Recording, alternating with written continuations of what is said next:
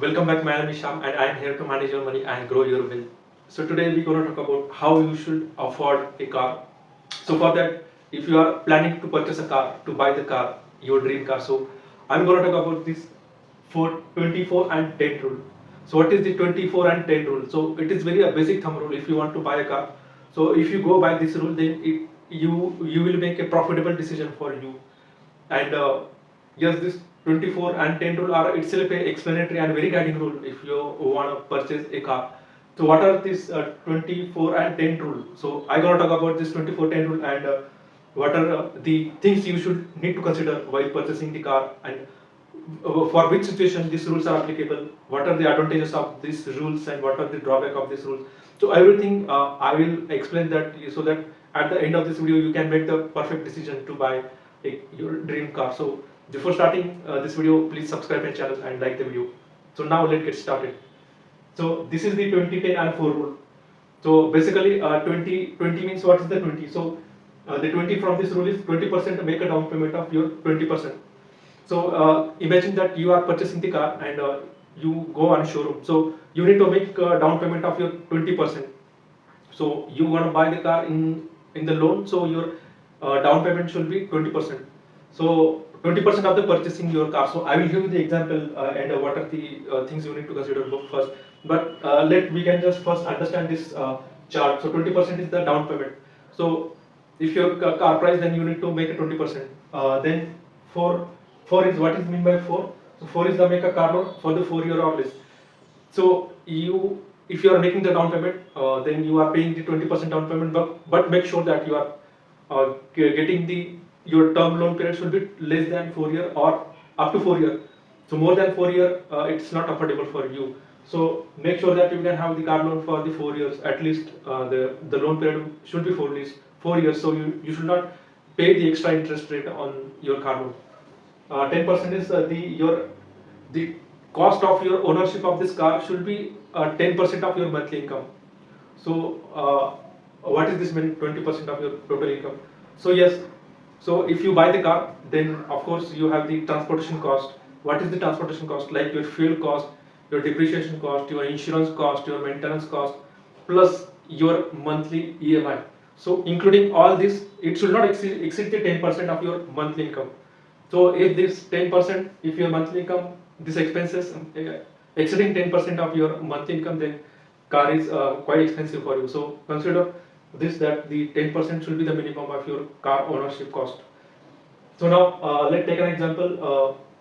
Who can afford this rule? So this, if you are a financially established person, so you need to consider how much the allocation you need to do, and it not matter that how the price, but according to the price. So car prices varying. So there are many ranges of the car prices are available in the market, but based on your financial situation, that you need to consider for this rule. So this rule is applicable for the person that has the financial established person, or the person that has started the journey, just have started the journey in your adulthood. So if you are the adult and you have started your career, you are the mid of your career and you want to purchase a dream car, so you need to consider this 24 and 10 rule. So this the rule will be applicable in the certain situation. So like there is no fixed income that someone has for the long period of time. So you may have the varying income. So the income you currently taking this year, so it may increase, it may grow in the future. But at the same rate, the car price is also growing. So you need to consider that the as your income is growing by the years, and the car price is also increasing. So all the circumstances, generally this 24 and 10 rule applicable. So if you imagine 10 years from now, so this rule may be applicable because of irrespective of your income, the certainly the car that is selling at the certain amount of price for this year, at the 10 years it is not for the same price, so it may be increased double or triple. So the variation will be in correlation of the income. So this 24 and 10 rule, yes, if I say this rule is general applicable to all the situation and all circumstances. So many people talk about this 24 and 10 rule is applicable. It has some drawbacks, but I'm not seeing so much many drawbacks.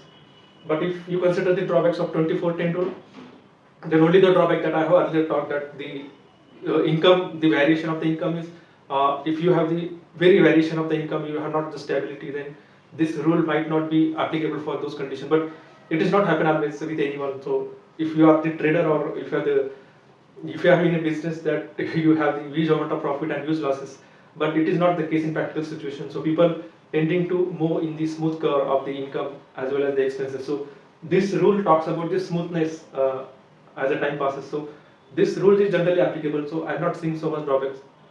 So let move on the example. So I will try to explain how the example that you need to consider, and please relate this example with yourself, and then you can take a decision of buying the car according to your situation. So now this Mr. X. So Mr. X is an imaginary person. So it yeah. So Mr. X is a person. So he tried to buy the sedan car. Okay. So sedan car price is $30,000. So for the $30,000, so according to the 24-10 rule, I'm just applying this 24 and 10 rule on this example. So according to this example, the 20% down payment is 6,000. So for 30,000 is the total cost of the car price. Then the down payment of according to 20% is $6,000. Then now the balance will be 24,000. So now this 24,000 balance payment you can pay in the interest rate. So how much interest the term period tenure of the loan you should afford, you can just decide for the 4 years of the loan period, and the interest rate should be 4.37%. So if that is the case, then yes, this is very I think win-win situation if you want to buy the car deal. So this is the balance. So remaining 24,000 you should pay by the 4 years loan at the 4.37% interest rate. So then I'm gonna talk about the calculate the transportation expenses. Yeah, so owning the car is now is come up with the cost. So certainly there is a cost associated if you have the ownership of the car. So what are those costs? So we try to consider this. These are the practical costs. So this is not something imaginary. So this is day-to-day life cost that surely this cost will incur, and you need to consider for these expenses. So these are called as transportation cost. So first is insurance cost. So let's take an example. For the insurance you need to pay $57. For the maintenance you need to pay $46 per every month. For the taxes and fees you need to pay $25. For the fuel expenses you need to pay $129, and for the loan payment you need to pay $546. So total of this cost and expenses are the $803. So this includes your EMI payment, your monthly EMI payment, plus the transportation cost of the cars that included. So this totals become $803. So consider that this $803 is your monthly expenses on the car if you take a car. So the monthly income, so 803. So we need to consider the 10% amount. So this should be the 10% amount if the person, if Mr. X, a person has the monthly income of $8,030. So having the monthly income of $8,030, then this Mr. X person can afford this car at this price. So that is the simple example, and you can relate this example with your own. So you just adjust this price, you can just calculate the price and then fit the same in this structure. You will get the real reap-off benefit of if I am following according to 24-10 rule, or if I am exceeding some rule. So yeah, so if if your monthly income exceeds the 10%, then yeah, you need to consider the purchasing. So it is quite thinking that you need to adjust the prices, or you need to adjust your expenses. So if you are the person that you are the car enthusiastic, you need a car, you are the passionate about the car, anyhow situation, I need to purchase the car. Then no matter, because of the passion is the passion, and enthusiasm is the I think it also a one of the choices that you have if you are the passionate about the car. So you can just think about adjusting your monthly expenses. If you want to afford you want to purchase the expensive car, but that is something dragging your monthly that is the burden on your monthly expenses.